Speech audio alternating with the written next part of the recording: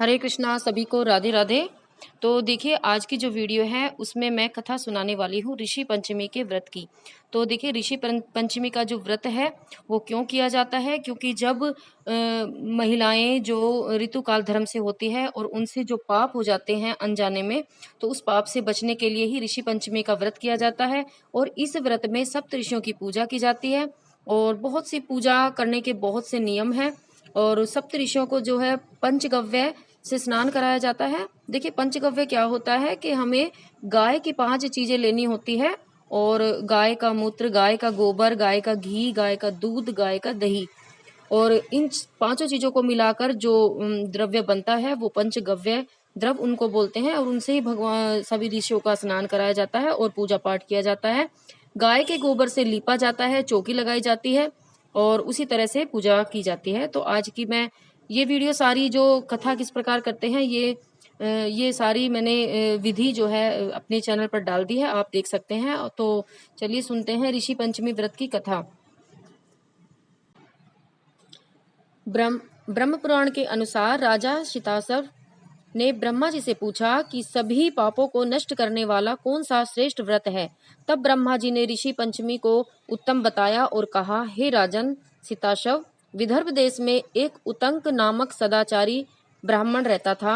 उनकी पत्नी का नाम सुशीला था। उनके 2 संतानें थीं, एक पुत्री और एक दूसरा पुत्र। कन्या विवाह होने के पश्चात विधवा हो गई,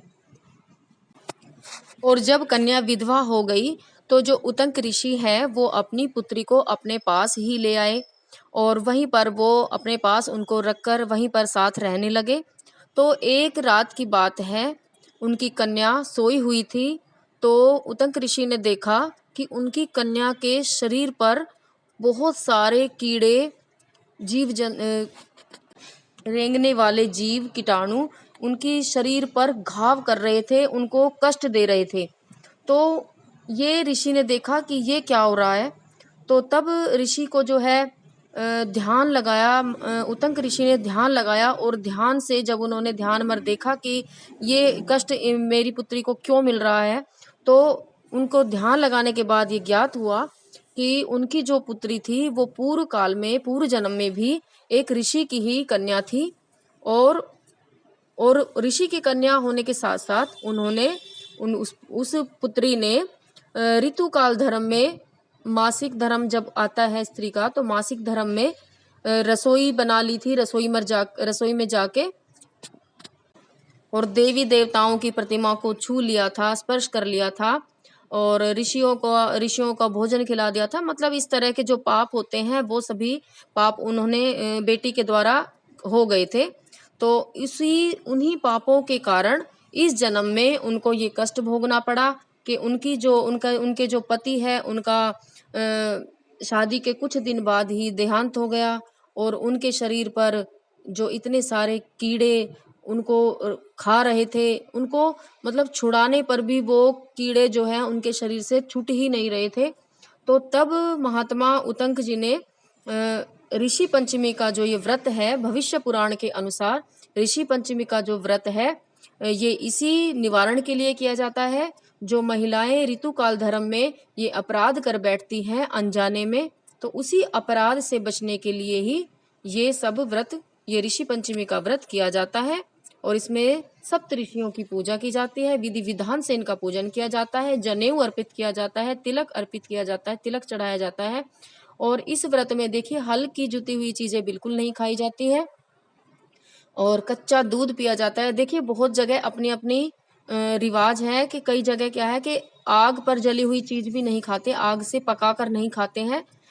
तो जो फल फ्रूट खाते हैं वो भी सीधा बुड़का मार कर ही खाते हैं, उनको चक्कू नहीं लगाया जाता है, काटा नहीं जाता है और ऐसे ही तोड़कर काट कर, मतलब ऐसे ही बुड़के से दांतों से काट कर ऐसे ही खाया जाता है। और हर स्त्री को अपने इन पापों से निवारण के लिए ये ऋषि पंचमी का जो व्रत है अवश्य करना चाहिए। तो देखिए, अगर जब हमारा ये ऋतुमती धर्म जो है, मतलब मासिक धर्म, मतलब हमें जब बंद हो जाते हैं, अगर हम जब करते हैं तो बहुत ही अच्छा है, क्योंकि उसके बाद हमारी अगर हम पूजा करते हैं हर साल, तो पूजा में कोई भी कष्ट हमें नहीं होता है, कोई भी रुकावट नहीं आती है। लेकिन अगर आप पहले भी शुरू करें तो कर सकते हैं, क्योंकि बहुत जगह कर लेते हैं पहले भी। और जब आप कथा सुनते हैं तो आपको हाथ में कुछ पुष्प लेने होते हैं, दक्षिणा लेनी होती है।